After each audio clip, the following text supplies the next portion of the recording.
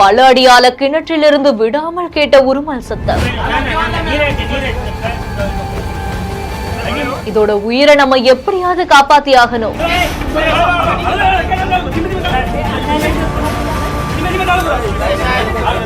கயிறு கட்டி பாதுகாப்பாக உயிரை மீட்ட பரபரப்பு.